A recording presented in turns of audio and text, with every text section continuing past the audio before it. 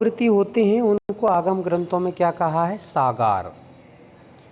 और जो महावर्ती होते हैं उनको आगम ग्रंथों में कहा है अनागार, अनगार भी कहते हैं जिसको। तो सागार मतलब क्या होता है? सा प्लस आगार। सा प्लस आगार मतलब जो आगार सहित हैं। आगार मतलब घर, जो घर के साथ में रहते हैं, गृहस्थी के साथ में रहते हैं, परिवार पुत्र मित्रों के साथ में रहते हैं, वे सब कहलाते हैं सागार। ठीक है।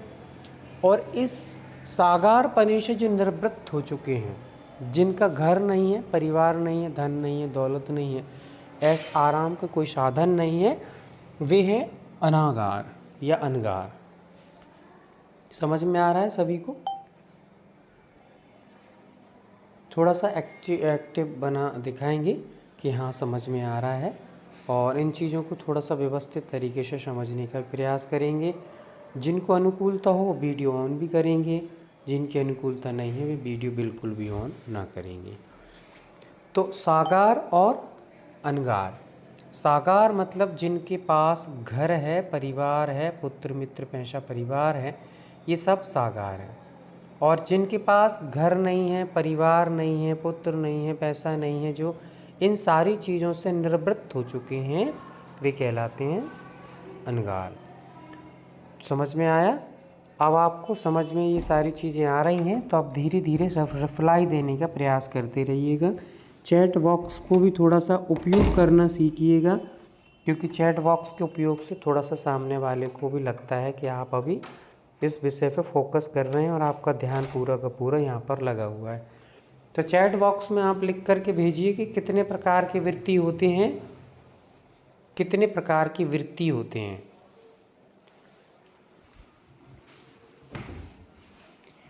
वृत्ति कितने प्रकार के होते हैं, फटाफट लिखेंगे। चैट बॉक्स काफ़ी सारे लोगों को तो पता भी नहीं होगा, पर फिर भी प्रयास करिए, धीरे धीरे हो जाएगा। बहुत सुंदर। 2 प्रकार के यहाँ पर जवाब आ रहा है, जिनको भी आ रहा है वो भी और लिख करेंगे। सब लोग प्रयास करेंगे, चैट बॉक्स को उपयोग करते रहिएगा।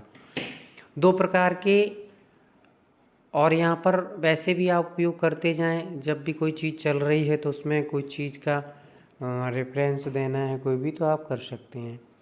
तो यहाँ पर 2 प्रकार के, अनगार और सागार। सागार मतलब घर सहित। अब मुझे आप चैट बॉक्स में ये लिख करके भेजिए कि आप कौन सी वैरायटी के हैं।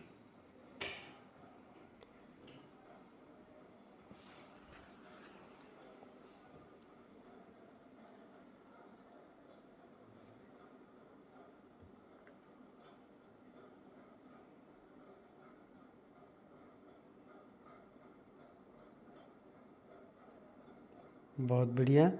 जवाब आ रहा है कि हम लोग सब सागार हैं। सागार मतलब सा प्लस आगार, सागार।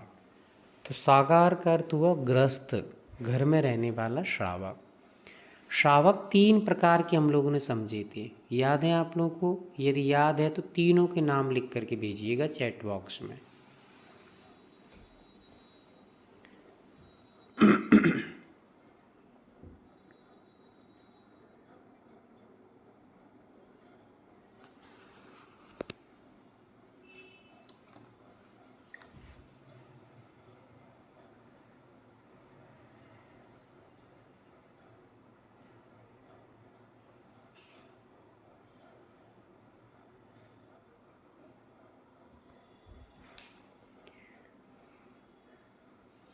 चलिए कोई बात नहीं, धीरे धीरे आप उपयोग करेंगे तो आने लगेगा, करिएगा।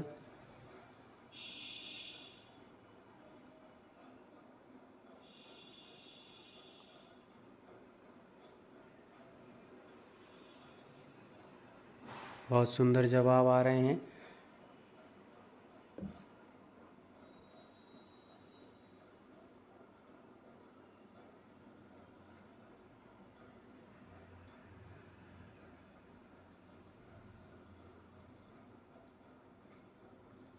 चलिए बहुत सुंदर जवाब आए हैं हमारे बीच में। यहाँ पर जवाब आए हैं पाक्षिक श्रावक, नैष्ठिक श्रावक और साधक श्रावक। पाक्षिक श्रावक पहला है, फिर नैष्टिक श्रावक है और फिर साधक श्रावक है। ये क्रम हमेशा याद रखना है। पाक्षिक श्रावक वृत्ति नहीं होते हैं, पाक्षिक श्रावक वृत्ति नहीं होते हैं। पाक्षिक श्रावक मात्र एक श्रद्धालु श्रावक को कहा गया है। श्रद्धालु मतलब कि जो भगवान के बताए हुए मार्ग पर श्रद्धान करता है, अर्थात पक्ष को धारण करता है। भगवान ने जो कहा है वही सत्य है, ऐसा पक्ष धारण करने वाला जो होता है कि भगवान ने जो कहा है उसके अलावा और कुछ भी सत्य नहीं है, एकदम पक्ष लेता है। कोई और कुछ कहेगा तो वो स्वीकार नहीं करेगा, नहीं, मेरे पिता ने जो कहा है उनका ही पक्ष में लूँगा। वैसे ही श्रावक, जो साधक श्रावक, वो कहता है कि मेरे परम पिता ने, मेरे भगवान ने जो कहा है वही सत्य है, ऐसा मैं पक्ष लेता हूँ उनका, और किसी का पक्ष में नहीं लूँगा। तो जो जिनेंद्र भगवान के पक्ष को धारण करता है वो पाक्षिक श्रावक है। राइट, चलिए फिर आता है नैष्टिक श्रावक। नैष्टिक श्रावक मतलब कि अणुव्रती श्रावक, जो व्रत धारण कर लेता है। 12 प्रकार के व्रतों को जिसने धारण कर लिया है वह कहलाता है अणुव्रती या नैष्टिक श्रावक। उसको नैष्टिक श्रावक भी कहते हैं, उसको अणुव्रती भी कहते हैं, और उसी को हम लोग देशव्रती भी कहते हैं। और भी नाम बता रहा हूँ, उसको संयमा संयम वृत्ति भी बोलते हैं, संयमा संयमी भी बोलते हैं, वृत्तावृत्ति भी बोलते हैं। ऐसे 5वें गुण स्थान के जो अपन ने नाम समझे थे वो सब इसी के हैं। ठीक है, अब इसमें थोड़ा सा आप लोग और नोट करेंगे कि पाक्षिक श्रावक का 4था ही गुण स्थान होता है और नैष्टिक श्रावक का गुण स्थान 5वां होता है।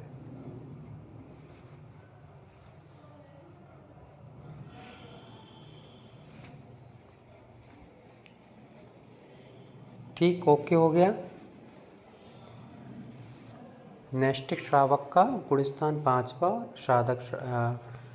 पाक्षिक श्रावक का 4था गुण स्थान होता है। तो आप मुझे चैट बॉक्स में लिख के बताएंगे कि आप कौन से श्रावक हैं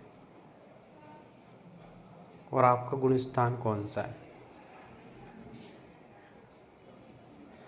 गुण स्थान के लिए मात्र जी बना देंगे और श्रावक के लिए आप PS या फिर NS इतना ही बना देंगे तो समझ में आएगा। बहुत अच्छा, काफ़ी सारे लोग एक्टिव हो चुके हैं और ऐसे ही एक्टिव बनेंगे तो बहुत अच्छा आनंद आएगा पढ़ने में।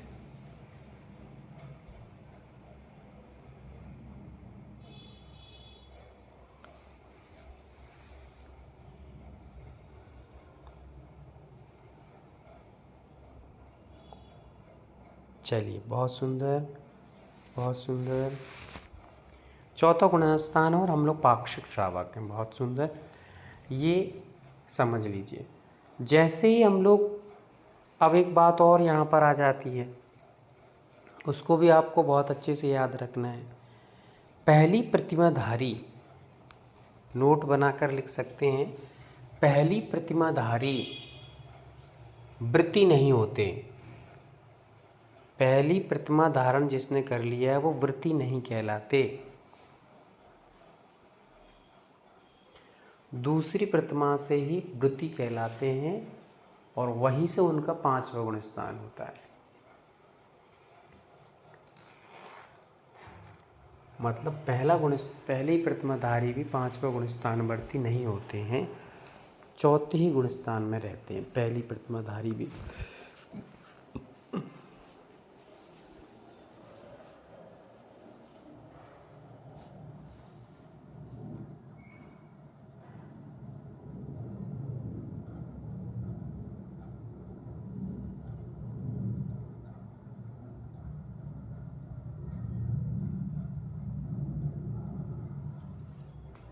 ठीक है, क्लियर हो गया।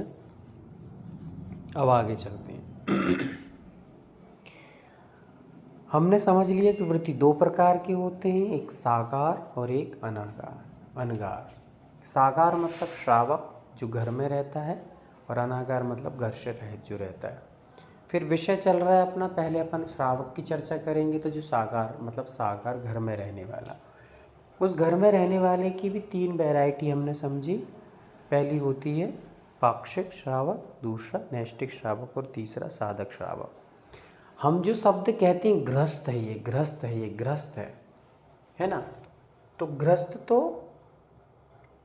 एक्चुअली में देखा जाए जो चौथे गुण स्थान में है, प्रतिमाधारी नहीं है, वो पूर्ण रूप से गृहस्थ है। जो चौथे गुण स्थान में पूर्ण रूप से गृहस्थ है, अभी उसने घर छोड़ने का भाव भी नहीं बनाया है, इसलिए वो गृहस्थ है।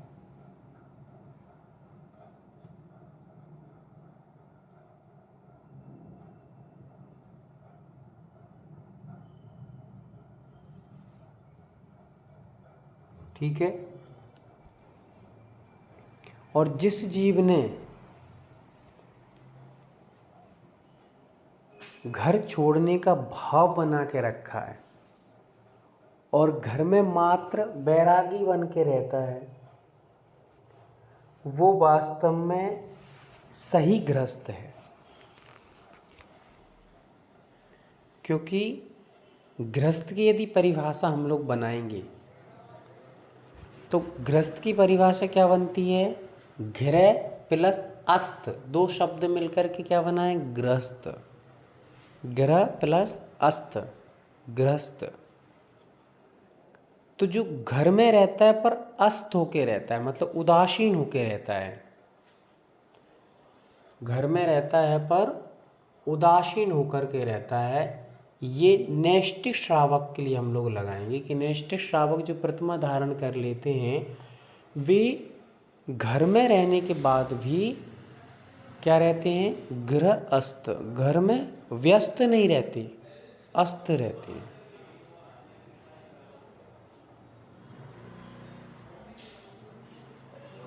कैसे रहते हैं, घर में व्यस्त नहीं रहते हैं, अस्त रहते हैं।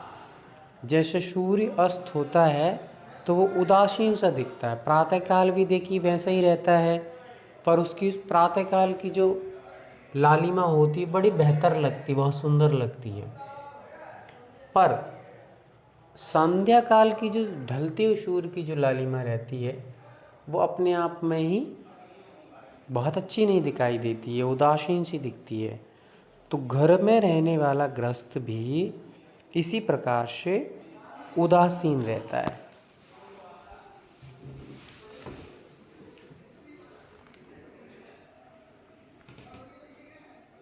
चलिए आगे चलते हैं। 3 श्रावक में से हमने 2 श्रावक के बारे में खूब अच्छे से समझाया। तीसरा श्रावक जो है वो साधक श्रावक है, उसके बारे में अपन लोग आगे चल के चर्चा करेंगे क्योंकि वो समाधि से रिलेटिव है। अब यहाँ पर आपको कोई जिज्ञासा पूछना हो इन श्रावकों में से, साधकों में से, तो आप पूछ सकते हैं क्लियर मैटर करने के लिए अपने।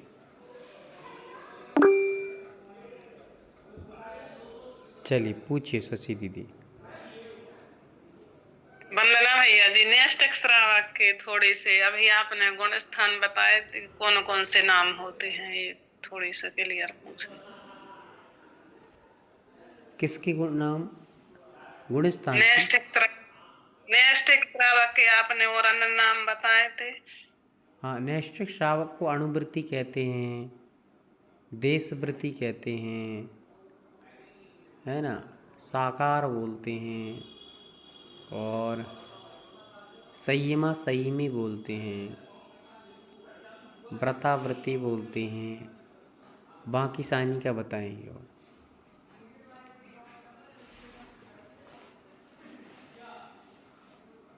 बताओ कितने नाम होते हैं,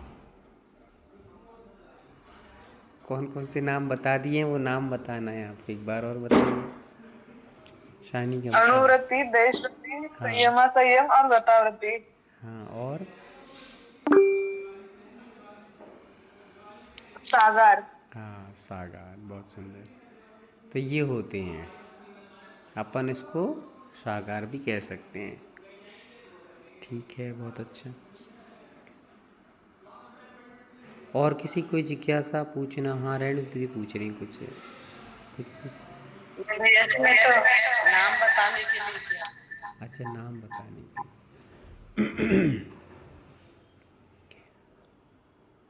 इसके अलावा अब हम लोग चर्चा करेंगे, यदि हम लोग चर्चा करें पाक्षिक श्रावक की, तो पाक्षिक श्रावक एक श्रद्धालु होता है, कोई पूजन करता भी है, पूजन नहीं भी करता, वो तो सीधी सी बात है, श्रद्धा उसकी अकाट रहती है, बाकी कोई नियम कानून उसके लिए लागू नहीं है। बस वो पूजन पाठ करे, धर्म ध्यान करेगा, जिनेंद्र भगवान की पूजा अर्चा कर ले, नहीं भी करे, दर्शन करेगा, नहीं भी करे, बस श्रद्धा उसकी कभी टूटेगी नहीं जिनेंद्र भगवान से। वो पक्ष जब भी लेगा जिनेंद्र भगवान का लेगा, उसके लिए कोई कानून नहीं है, कोई नियम नहीं है। रात्रि भोजन, हाँ, रात्रि भोजन का त्यागी हो सकता है, नहीं भी हो सकता है ना। छना पानी पिए, नहीं भी पिए, कोई ज़रूरी नहीं है, ऐसे मान लेना चाहिए। बाकी तो आगम ग्रंथों में तो काफ़ी सारे नियम उसके लिए लागू किए गए हैं, फिर भी यदि हम एक तौर से देखेंगे तो वो इसलिए यहाँ पर ये बात कही जा रही है, क्योंकि यदि हम नियम बना दें कि नहीं, जो रात में भोजन नहीं करता वही मात्र जैन हैं या पाक्षिक श्रावक है, जैन मतलब सीधा पाक्षिक श्रावक, तो फिर हम ये कह सकते हैं कि इतने सारे लोग जो रात्रि भोजन कर रहे हैं जैनों में से, तो कोई भी जैन नहीं रहेगा, ख़त्म हो जाएगा सब। रात्रि भोजन से ही फिर मात्र जैन की लक्षण पहचाने जाने लगेंगे। तो ऐसा नहीं है, कोई रात में भोजन यदि कदाचित किसी कारणवशात कर रहा है तो हम उसको ये नहीं कह सकते कि वो अजैन ही होगा, जैन नहीं होगा, ऐसा एग्जैक्टली नहीं कह सकते, है ना। और ऐसा देखा जाए तो अब आप इधर उदाहरण देखिए कि यमपाल चांडाल, वो तो रात में भी खाता है, मांसाहार भी करता है और दुनिया के सारे काम करता है, फिर भी वह कठोर सम्यक दृष्टि कहलाया। इतना कठोर कि उसने अपने नियम का पालन किया। तो ऐसा ज़रूरी नहीं है कि भाई जो रात में भोजन कर रहा है या चना पानी पी रहा है, दाना पानी नहीं पी रहा है, जिनेंद्र भगवान के दर्शन नहीं कर रहा है, वो जैन नहीं होगा, ऐसा नियम नहीं है। पालन करें, अच्छी बात है, करना चाहिए, अच्छी बात है, पर किसी कारण से या अज्ञानतावश कोई नहीं कर रहा है तो उसको भी हम एक तौर पे ये नहीं कह सकते कि ये जैन नहीं होगा। हो सकता है कि वह जैन हो। एक तरफ देखिए कि एक, क्या बोलते उसको अपन, सियारी बोलते हैं ना, सियार रात्रि भोजन का त्याग कर देता है और प्राण त्याग देता है अपने, पर पानी नहीं पीता है ना। ये देखिए, ये कितना अकाट उसने नियम का पालन किया। फिर दूसरी तरफ देखिए, सूकर ने मुनिराज के प्राण बचाए, सम्यक दृष्टि कहा उसको। सूकर का कोई नियम नहीं था कि रात में खाना नहीं, दिन में नहीं खाना। फिर इधर मेंढक को देखिए कि मेंढक ने भगवान की पूजा अर्चा के भाव मात्र बनाए, उसका कोई नियम नहीं था कि रात में भोजन नहीं, दिन में छाना पानी पीने नहीं। तो कहने का तात्पर्य ये है कि यहाँ पर आपको श्रद्धानवश विशेष रूप से रखना है। श्रद्धान यदि मजबूत है तो सम्यक दृष्टि है, इसमें कोई डाउट होने की बात नहीं है। फिर यदि कोई रात में पानी नहीं पीता, चना पानी पीता है, रात में भोजन नहीं करता है, मर्यादित भोजन सब कुछ कर रहा है, सब कुछ करने के बाद भी यदि श्रद्धान डगमगाया तो वह सम्यक दृष्टि नियम से नहीं है। क्या? हाँ, यदि उसका सम्यक दर्शन डगमगाया, उसका श्रद्धान डगमगाया, तो उसका रात्रि भोजन, छना पानी, देव दर्शन, पूजन, सामायिक स्वाध्याय, ये सम्यक दर्शन को नहीं बचा सकते। क्या कहा, ये सम्यक दर्शन को नहीं बचा सकते। सम्यक दर्शन को कोई बचाएगा तो श्रद्धान बचाएगा। इसलिए हम एग्जैक्टली ऐसा नियम नहीं बनाएंगे कि जो रात में भोजन नहीं करता है, चना पानी पीता है, वही जैन है, वही जैन है, वही जैन है, और जो रात में भोजन करते हैं वो जैन हो ही नहीं सकते हैं। जो चना पानी पीते हैं वही जैन होते हैं, अनचना पानी पीने वाले जैन हो ही नहीं सकते, होटल में खाने वाले जैन हो ही नहीं सकते। ऐसा एग्जैक्टली नियम नहीं बना सकते। समझ में आ रहा है? तो सम्यक दर्शन श्रद्धा पर काम करता है। हाँ, ये अवश्य है, जो नैष्टिक श्रावक की चर्चा हम जब करेंगे तो वहाँ सारे नियम लागू हो जाएंगे। पाक्षिक श्रावक में ये नियम लागू नहीं होंगे, पर साधक श्रावक में ये नियम लागू हो जाएंगे। साधक नहीं, नैष्टिक श्रावक में ये नियम लागू हो जाएंगे। नैष्टिक जो श्रावक रहेगा वो रात में भोजन नहीं करे, अनुव्रती हो जाएगा, व्रत धारण कर लेगा, 12 प्रकार के व्रतों को धारण कर लेगा। ठीक है, तो फिर भी आप लोग ये समझ के चलिए कि यदि पाक्षिक श्रावक आप सब हैं तो सम्यक दर्शन की मजबूती के लिए, यदि आपने ये सुन लिया है कि चलो भैया जी ने बता दिया है कि रात में भोजन करने वाला भी श्रावक होता है, चना पानी ना पियो तो भी चलेगा, तो अपन आप कल से वैसे ही करने लगो, कौन फालतू की टेंशन पाले। ऐसा नहीं है। वो सम्यक दर्शन को मजबूत और विशुद्ध बनाने के लिए ये नियमों को पालना आवश्यक है। क्या कहा, इन श्रद्धान को मजबूत बनाने के लिए, दृढ़ बनाने के लिए, आगे बढ़ने के लिए हमें इन नियमों का पालन करना आवश्यक है। इन नियमों के माध्यम से दृढ़ता आती है, दृढ़ता से हमारा चारित्र प्रबल होता है। तो हमें इसलिए इन नियमों का पालन अवश्य रूप से करना चाहिए कि चना पानी पीना, अनचना पानी नहीं पीना, क्योंकि हम जब अनचना पानी पिएंगे या रात में भोजन आदि करेंगे तो अनायास हमारी बुद्धि में इतनी विशुद्धि नहीं बढ़ेगी।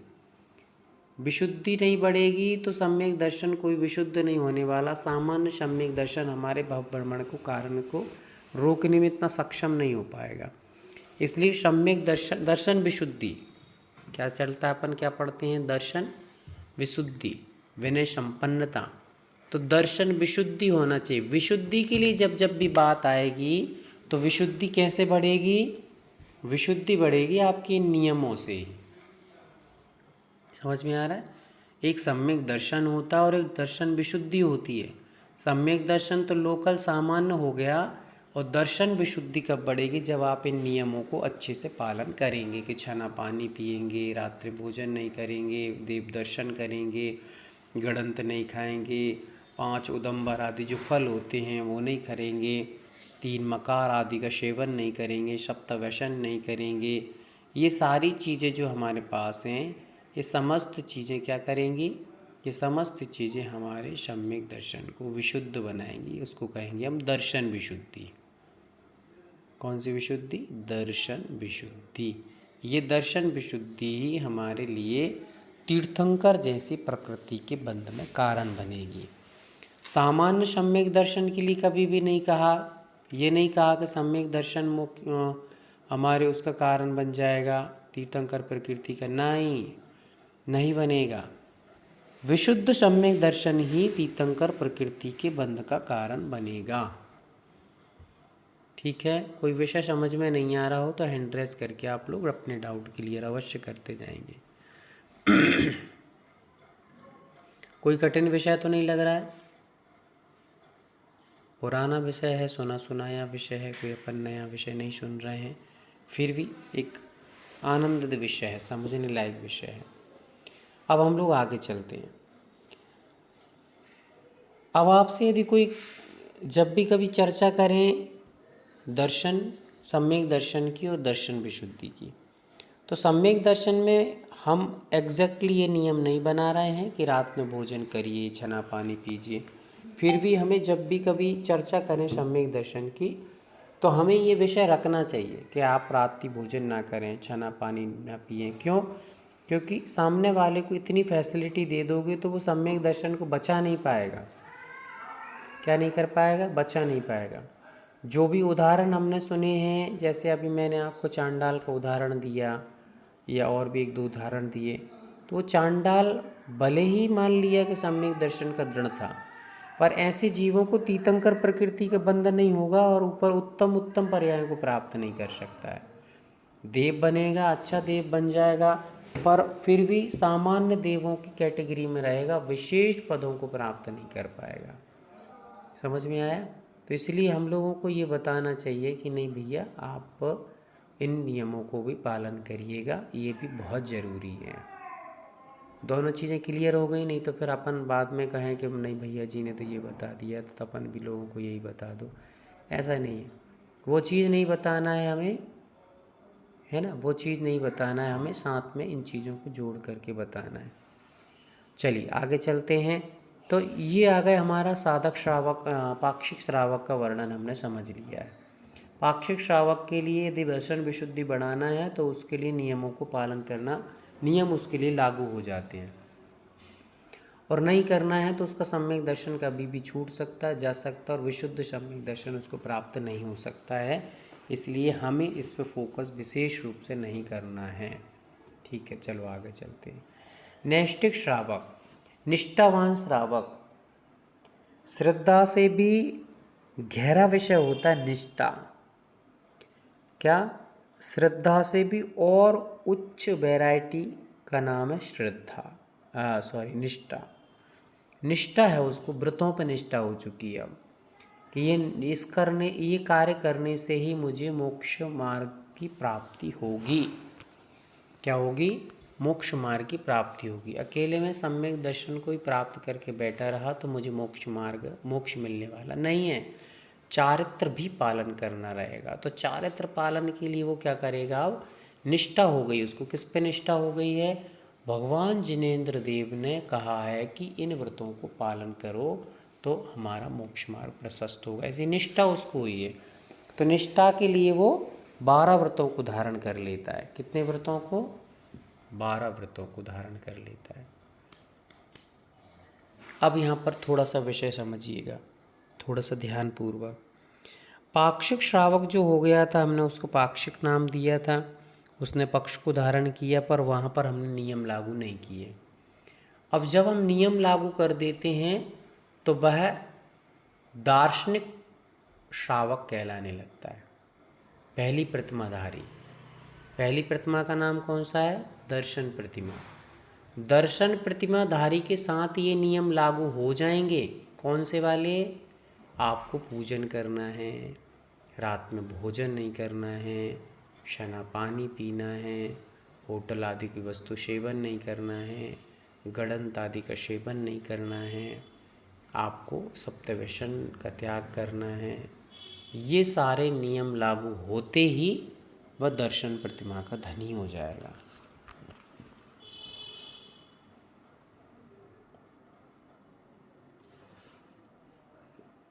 अब आप कौन सी प्रतिमाधारी हैं?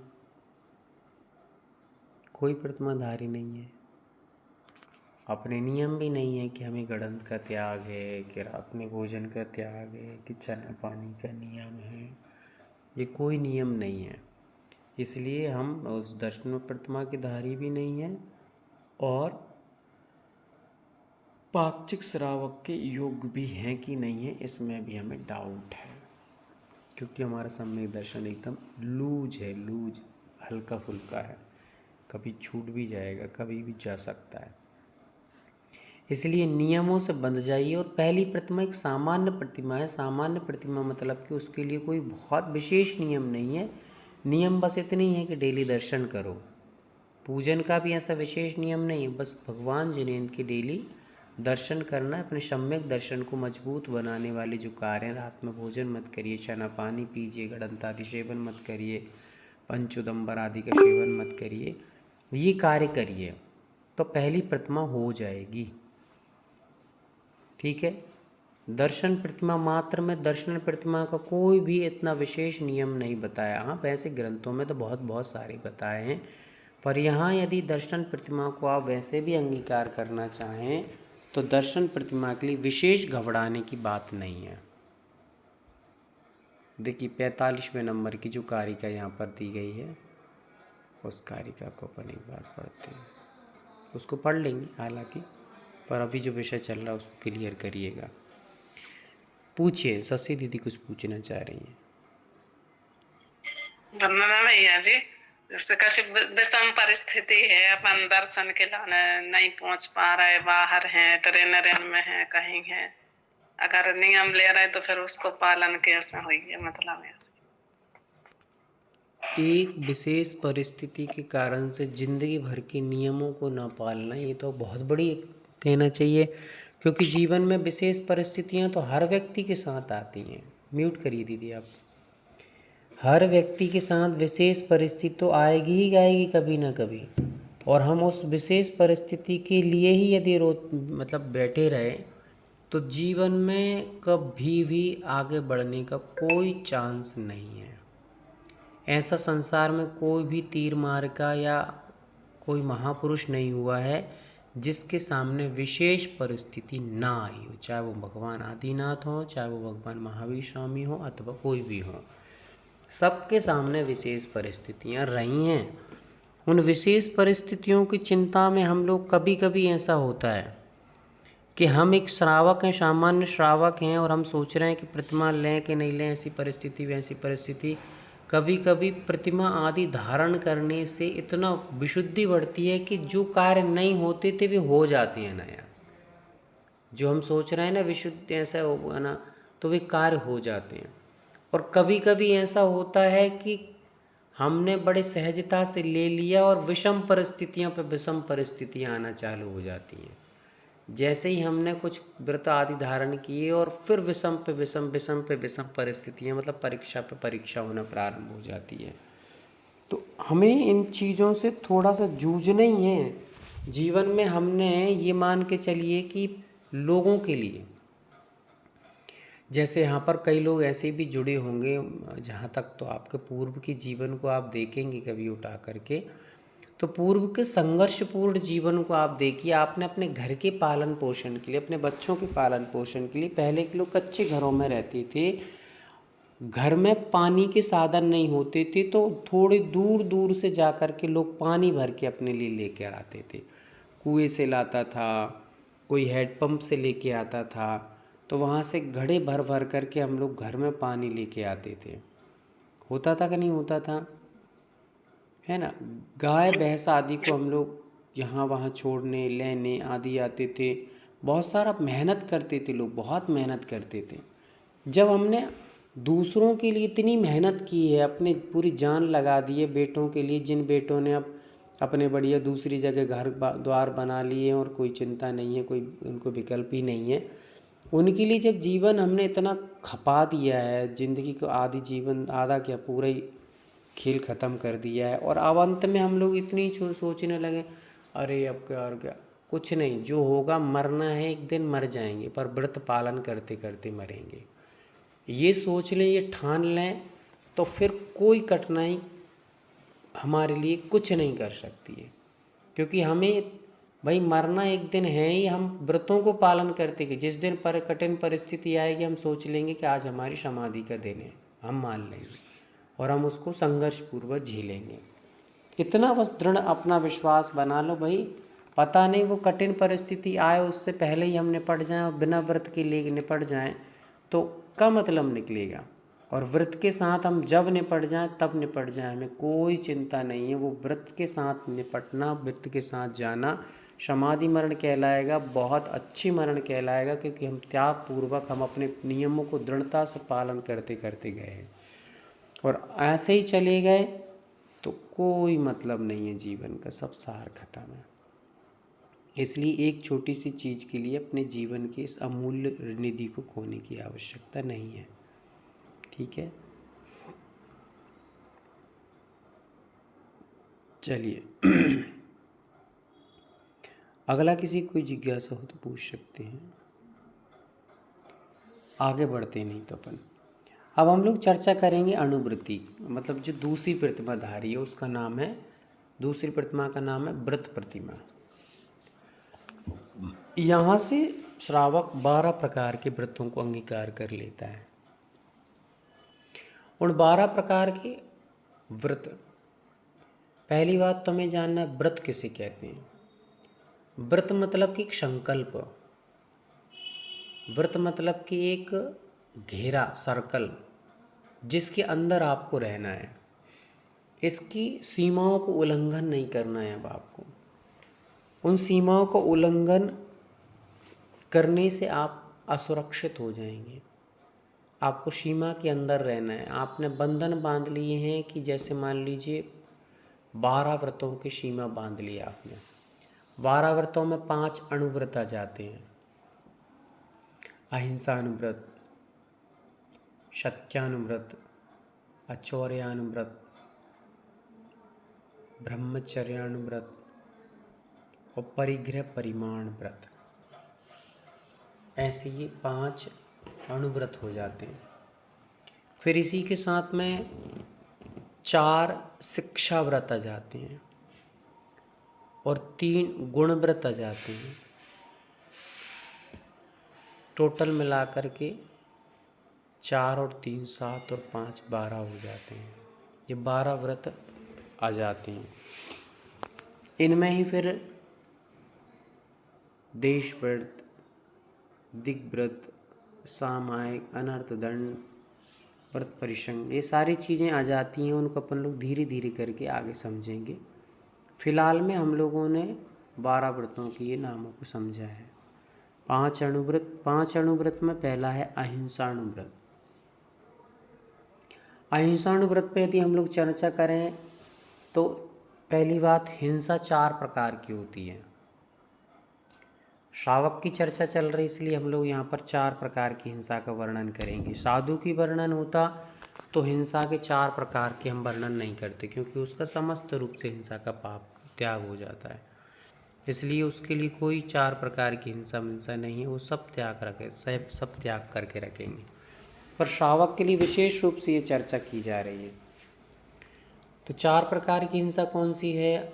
आरंभी, उद्योगी, संकल्पी और विरोधी। ये 4 प्रकार की हिंसाएं होती हैं। इन 4 प्रकार की हिंसाओं में से अणुव्रती हो, चाहे वो पाक्षिक श्रावक वाला हो, इसका यदि कोई हिंसा का त्याग है तो एकमात्र हिंसा का त्याग है। संकल्पी हिंसा नहीं करेंगे हम। कौन सी हिंसा नहीं करेंगे? संकल्पी हिंसा नहीं करेंगे। बाकी समस्त हिंसा का हमारा कोई त्याग नहीं है।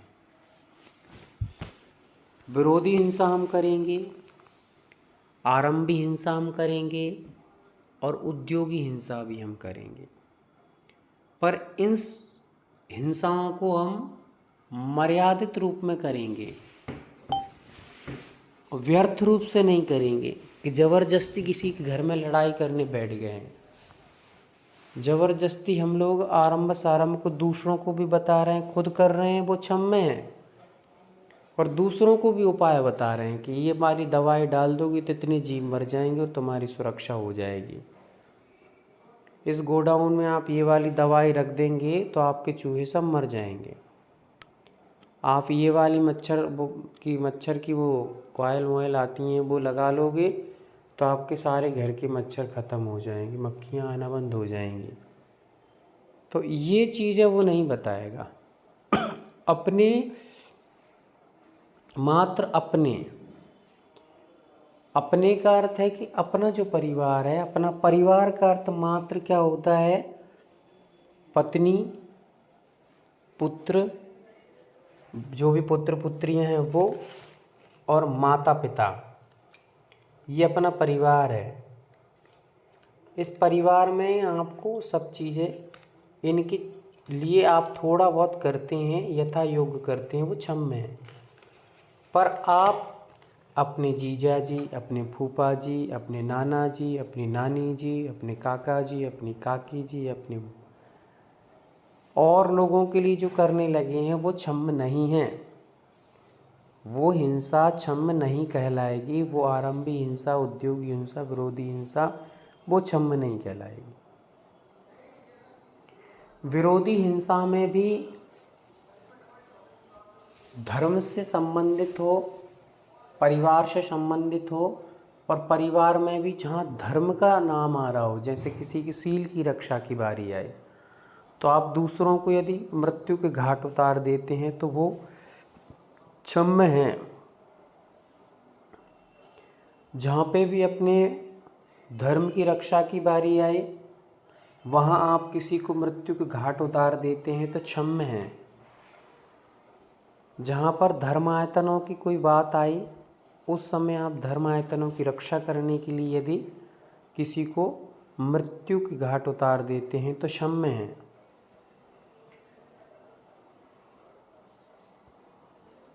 अपने भाई बहन, माँ पिता, पुत्री, धर्मायतन, साधु संत, इन चीज़ों को सुरक्षित बनाने के लिए कदाचित हमें जो हिंसा करनी पड़ती है, वो सब विरोधी हिंसा क्षम्य है।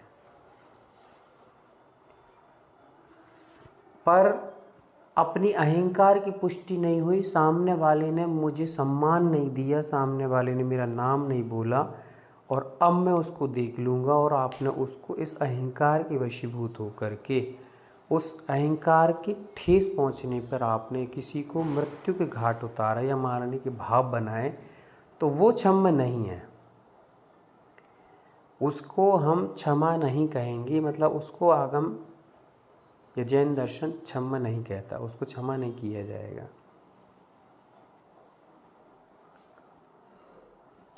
आपने अपने स्वास्थ्य की रक्षा के लिए कोई टैबलेट खाई है तो वो क्षम्य है, पर आपने दूसरों को भी वो बता दी कि यार ये वाली दवाई बहुत बढ़िया है, इसको ले लो, उसमें हिंसा है, आपको पता है कि इसमें हिंसात्मक तरीके से ये उपयोगी बनाई गई है, वो हिंसा क्षम्य नहीं की जाएगी। भले ही सामने वाले की सुरक्षा हो रही है, सामने वाले की जान बच रही है, पर फिर भी क्षम्य नहीं। क्यों नहीं होगी? क्योंकि वो हिंसा के तरीके से बनी हुई है, प्रचार कर दिया आपने हिंसा का, हजारों लोगों को बताई जाएंगी, इधर से उधर बातें फैलेंगी, और कितने जीव उसमें मर रहे हैं, और वो प्रचार प्रसार होगा तो दवाई गोलियों वाले दुकान जो है उसको वो और लाएगा, सामने से फैक्ट्रियों से और वो दवाइयाँ बनेंगी, और अनेक अनेक जीव हमारे एकमात्र इस उद्देश्य देने से कि ये दवाई बहुत अच्छी है, मारे जाएंगे बेचारे। इसलिए वो क्षम्य नहीं है। किसी कोई डाउट हो तो पूछ सकते हैं। थोड़ा सा जागृत रहना, और ये प्रतिमाओं का जो वर्णन चल रहा है, चर्चा चलेगी, इनमें आप लोग जिज्ञासाओं को रखना। जिज्ञासु व्यक्ति एक अच्छा स्टूडेंट कहलाता है, पर जिज्ञासाएं सारपूर्ण होना चाहिए। जिज्ञासाएं कहीं भी विपरीत विषय को लाने वाली ना हो, लड़ाई झगड़े कराने वाले विषय ना हो, वैसे पैसे पूछ सकते हैं आप। चलिए, किसी कोई जिज्ञासा नहीं है, आज के लिए इतना मैं पर्याप्त समझता हूँ। 9:30 लगभग बज चुके हैं। पुनः अपन लोग कल बैठ कर के इस विषय को और आगे बढ़ाएंगे। हाथों को जोड़ेंगे, माँ जिनवाणी का स्मरण करेंगे। प्रभु देव तुम्हारे पवित्र मुख से निश्चित जो शीतल वाणी, जग जन मन के मल को धोती, अतः कहाती जिनवाणी। जयवंतो माँ जग में तब तक, जब तक सूरज चांद रहे, शीश नवाते कर्म हरो माँ, अब तक हम विषयांद रहे, अब हम ना विषयांद रहे।